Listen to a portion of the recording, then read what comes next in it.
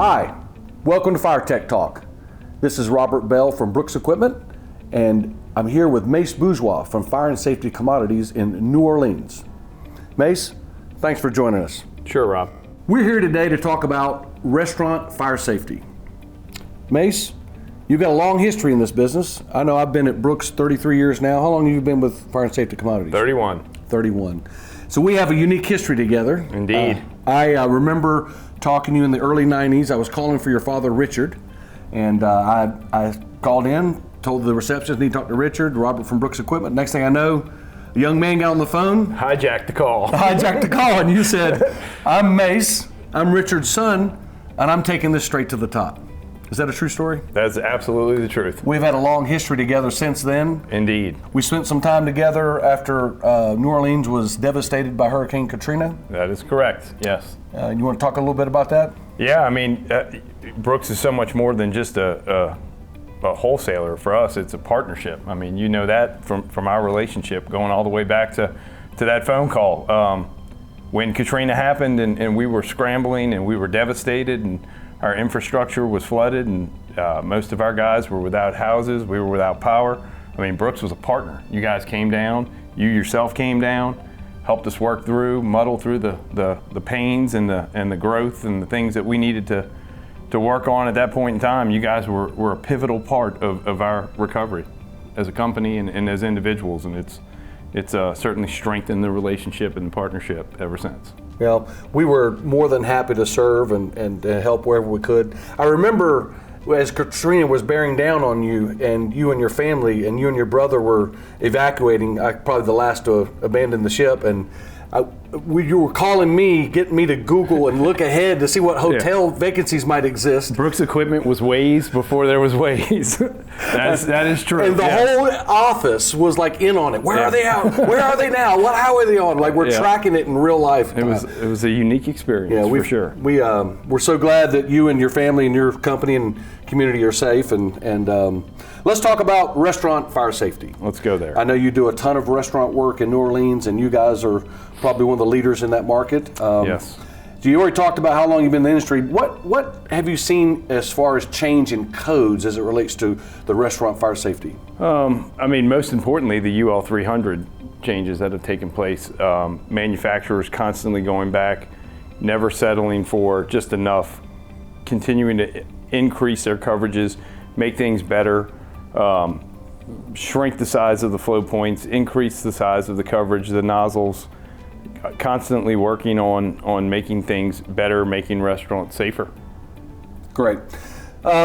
As you hire new technicians, and I know you're constantly adding technicians to your company, what are some of the things that you think are most important for a new technician to learn about restaurant fire safety? I think the thing that's paramount is it's not necessarily restaurant safety, it's life safety in general.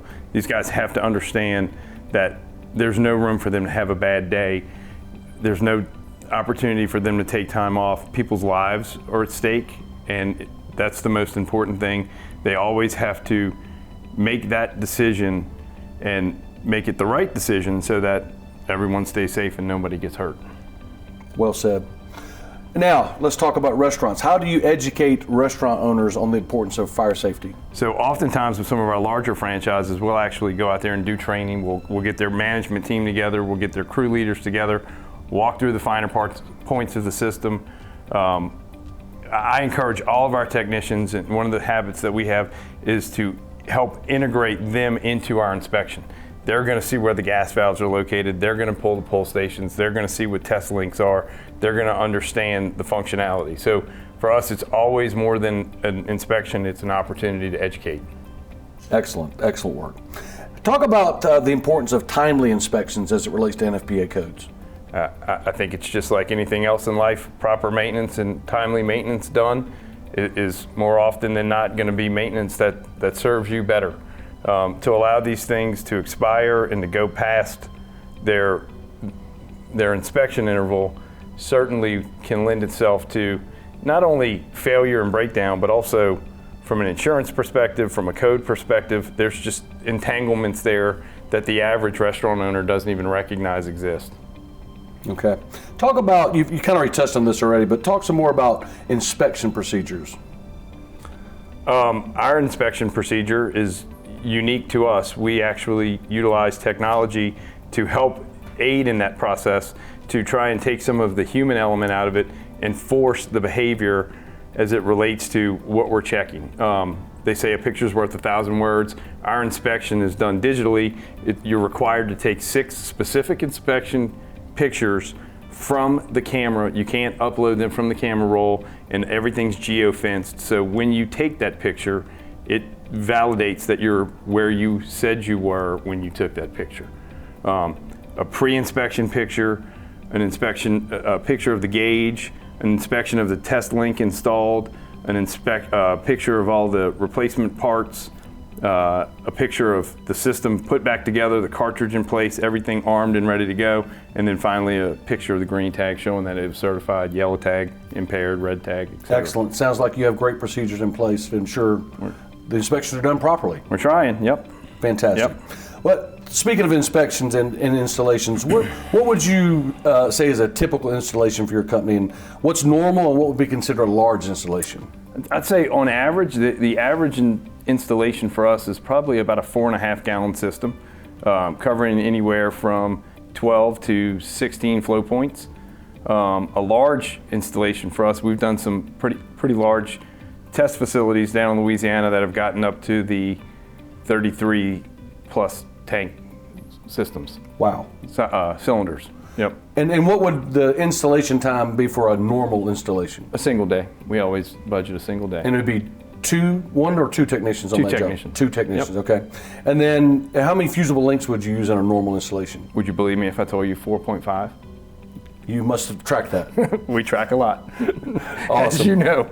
And you've already told me there's 2 technicians. So what else would you like to add about the importance of restaurant fire safety as it relates to our industry? Do it once and do it right every time. No time off, no bad days. Bad days lead to loss of life. There's no opportunity to it's not a sandwich shop. You can't remake something. You can't pass something back over the counter. You can't put more air in the tire. No redos. No redos. It's got to be done right. It's got to be done right the first time. Awesome. We're so happy to have you join us here on FireTech Talk, Mace. It's been my pleasure. I hope this helps some other people in the industry as they are looking to follow in your footsteps. You guys have created a legacy of excellent work there in the New Orleans community. Well, we're trying. So I'm Robert with FireTech Talk, and until next time, we'll see you then.